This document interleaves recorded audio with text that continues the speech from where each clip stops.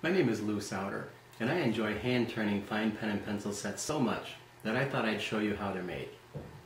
After watching, if you'd like to order a set, please click on the link below. The first step in making these pen and pencil sets is to purchase high-quality exotic woods. I have a local hardwood store where I can hand select from a wide variety of woods that are native to South America and Africa. They make beautiful pens. In this video, I'll be making a pen out of Bocote, which is one of my favorites. The second step is to cut blanks for the pen. For each pen, I'm going to need a top and a bottom blank.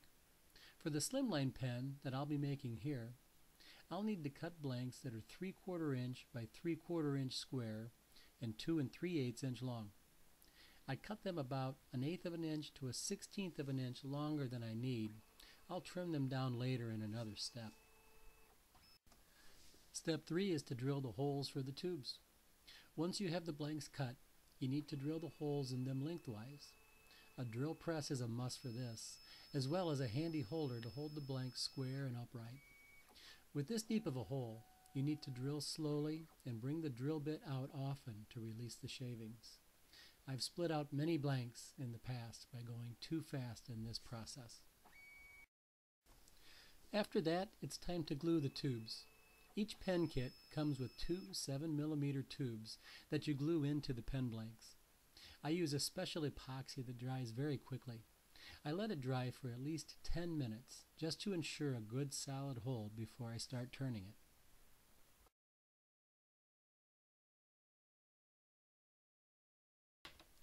The next step is to trim the blanks to size. Once the tubes are securely glued in, there's that extra 1/8 inch to 1/16 inch that needs to be trimmed down. I give it a quick trim up on the miter saw to make sure that the blank is the exact length of the tube before I start turning it.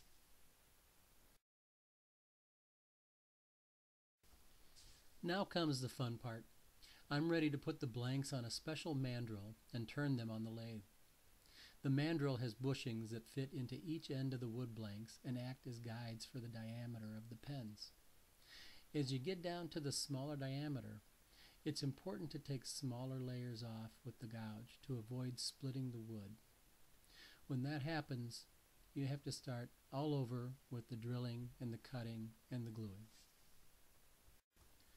Once you get the blanks turned to the desired size, the sanding begins.